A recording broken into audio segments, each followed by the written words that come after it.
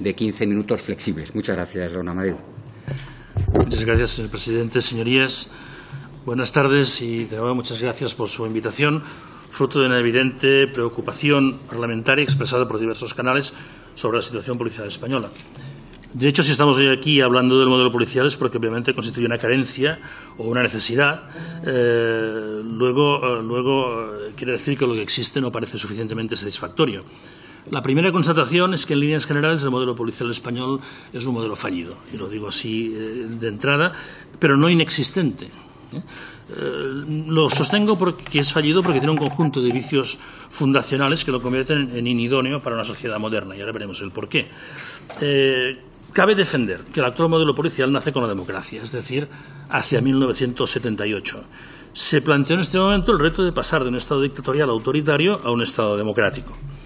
La Constitución española se enfrentó, como es sabido, a resistencias, y una parte de ellas provino de amplios sectores de cuerpos de seguridad y del ejército. Y quiero recordar aquí que las policías estatales estaban militarizadas y las locales subordinadas a un mero papel auxiliar. El Gobierno optó entonces por la promulgación de la Ley de Policía, Ley 55/78, que es preconstitucional, que no inconstitucional, ya que el Ejecutivo no ignoraba los términos de una Constitución que iba a ser adoptada apenas unos días más tarde.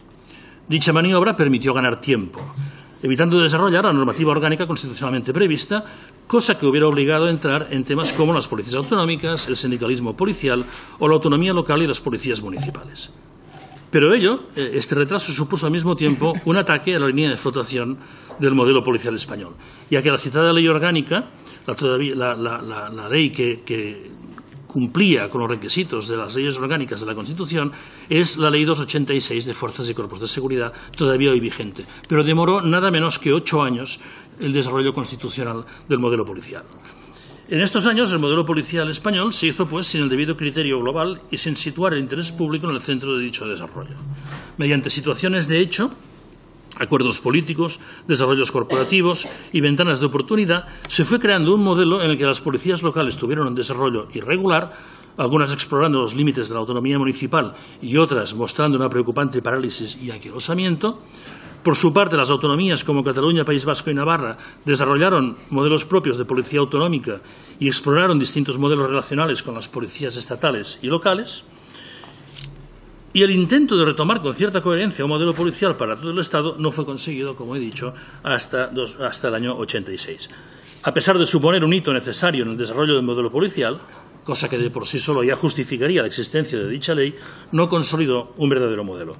Tuvo que aceptar en sus disposiciones finales, primera, segunda y tercera, la existencia de las policías autonómicas catalana, vasca y navarra en régimen especial. Inventó unas unidades adscritas del Cuerpo Nacional de Policía a las comunidades autónomas que nunca han funcionado bien. Reguló las policías locales en apenas 4 artículos, del 51 al 54, ignorando que las grandes policías locales ya iban mucho más allá de lo previsto en la ley y suplían carencias de otros cuerpos policiales, mientras que las pequeñas policías locales, algunas incluso inviables por su diminuto tamaño, jamás podían desarrollar las funciones asignadas. La ley fracasó además en su intento de crear órganos de coordinación entre Estado, comunidades autónomas y municipios. Las juntas locales de seguridad y las juntas de seguridad han tenido desarrollos dispares, mientras que el Consejo de Políticas de Seguridad ha sido un fracaso total y sin paliativos, puesto que sus reuniones han sido absolutamente inexistentes. Creo que ha habido, si no recuerdo mal y hablo de memoria, 2 o 3 en todo este tiempo. De hecho, esta ley ni tan solo consiguió una adecuada regulación para coordinar las funciones de policía judicial entre los cuerpos estatales. En 1994, la Secretaría de Estado de Interior le encargó a quien les habla, que por aquel entonces era director del Gabinete de Estudios y Prospectiva, la elaboración de un estudio sobre el modelo policial español. En el mismo se indicaba que, y cito, un modelo policial no puede ni debe ser visto como algo acabado, sino que es una realidad en permanente construcción en el día a día de la actividad policial y social, como un elemento más de la construcción y desarrollo de la democracia española. Sigo creyendo en la validez de estas palabras, pero, muy a pesar mío, tampoco entonces se logró avanzar demasiado en un nuevo modelo policial.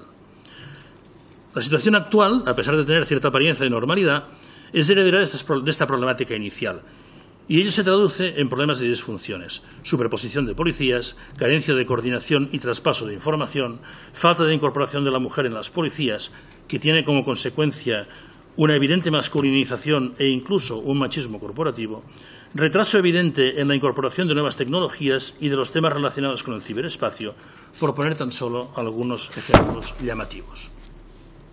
Ciertamente, el día a día ha acabado por generar sinergias en materia de orden público, seguridad ciudadana, policía administrativa y policía judicial.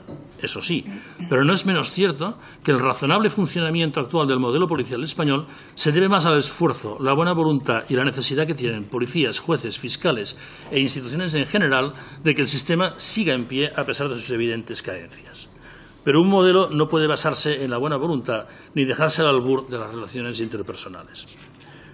Todo ello me permite aseverar, sin pretender que compartan mi análisis, que el actual modelo policial español existe, pero como modelo fallido y con importantes disfunciones.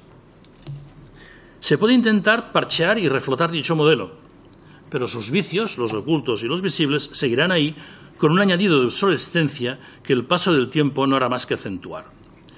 Si hacer más de lo mismo no soluciona el problema, tal vez habrá que pensar en hacer algo distinto. Si resulta que el actual modelo es obsoleto, nada nos impide ser valientes y apostar por otro.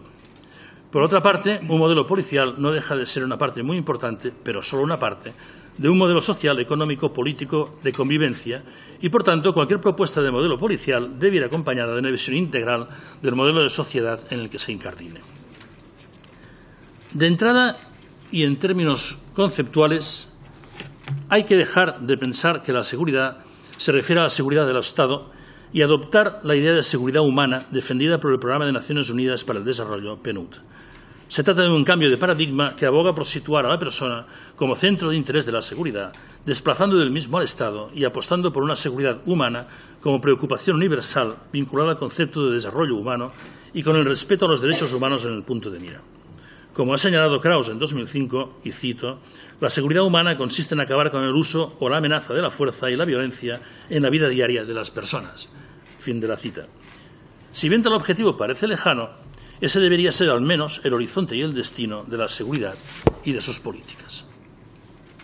Con todo, es demasiado amplio y es necesario concretarlo pensando y desarrollando un modelo policial que vaya en esa dirección.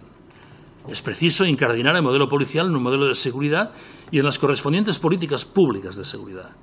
En ellas, la o las policías constituyen un actor más, importante, pero uno más, en pugna, en cooperación, sea de un lado o de otro, con otros actores y con la panoplia de recursos disponibles en el reparto establecido en cada momento dado.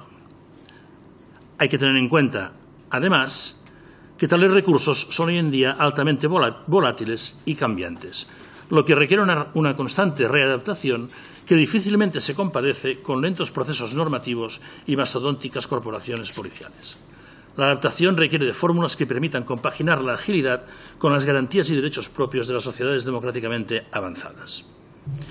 Para ello es necesario formular un conjunto de consideraciones. La primera consiste en la necesidad de pasar de la idea de orden a la de seguridad. En este sentido, es preciso reconocer que se han hecho ya grandes progresos desde la idea de orden público del tardofranquismo hasta nuestros días. Se ha ido hacia una idea de seguridad moderna y democrática. Por ello, tales avances deben ser recogidos en un nuevo modelo de seguridad integrado en la gestión de los espacios y, en especial, de los espacios públicos, asumiendo un concepto transversal de seguridad que incorpore urbanismo, limpieza, iluminación, ruidos y, en general, el uso compartido y pacífico de los espacios públicos. Un segundo elemento fundamental es la confianza en las fuerzas de seguridad y la adecuación de mecanismos de control, formación, gestión y autonomía. En cuanto a esta última, un modelo policial moderno debería ser descentralizado y con alta capacidad de autonomía a unidades e incluso agentes que deben tomar decisiones y resolver situaciones en breves espacios de tiempo. La tercera aportación consiste en reconocer que las organizaciones corporativas verticales y jerarquizadas no tienen la suficiente capacidad de respuesta para la complejidad del mundo moderno, que requiere organizaciones policiales más horizontales, eso sí, con cadenas de mando y de toma de decisiones bien determinadas. El actual modelo policial español es muy indefinido en cuanto a cuerpos actuantes y distribuciones funcionales. Es necesaria, pues, una redefinición de cuerpos y de funciones, así como un importante cambio de cultura para enfocar el modelo policial hacia esta nueva cultura de la seguridad, una cultura de la cooperación intercorporativa e interinstitucional basada en la lealtad y en la transversalidad. Pero un cambio de cultura solo se logra desde la interacción de un triángulo cuyos tres ángulos son la cultura, la organización y las funciones. Eso es lo que hay que repensar desde la base de las políticas públicas. Y a mi entender, no existe en España un espacio en el que equipos de policía y policy makers, expertos en políticas, específicamente preparados, puedan trabajar políticas públicas de seguridad y diseñar el modelo de sus aspectos más abstractos hasta la resolución de los problemas más concretos y cotidianos. Un cuarto punto consiste en el compromiso con la ciudadanía, que debería plasmarse en la coproducción de políticas públicas de seguridad, desde las más concretas y focalizadas hasta el establecimiento de las grandes líneas para la formulación del nuevo modelo policial. Una clara apuesta por identificar y solucionar los problemas ahí donde se producen pasa por centrarse en las políticas locales de seguridad. Como señalaba Zygmunt Bauman, y cito, las ciudades se han convertido en el vertedero de problemas de origen mundial. Sus habitantes y quienes los representan suelen enfrentarse a una empresa imposible, se mire por donde se mire, la de encontrar soluciones locales a contradicciones globales. Las ciudades contemporáneas son los campos de batalla donde coinciden los poderes mundiales y las obstinadas razones de ser de cada uno de los habitantes. Fin de la cita. Así pues, las políticas de seguridad deben concretarse en solución efectiva de problemas concretos en lugares concretos, mayoritariamente urbanos. En este punto es importante redefinir el rol de las policías locales. Frente a quienes pretenden mantener un papel subordinado para dichos cuerpos, es necesario argumentar que un modelo preventivo que prime la policía de proximidad, que prime el conocimiento del territorio y el desarrollo armónico del espacio público y de sus usos es absolutamente necesario. Las policías locales, integradas en un modelo de seguridad transversal como el que proponemos, son esenciales al modelo de policía.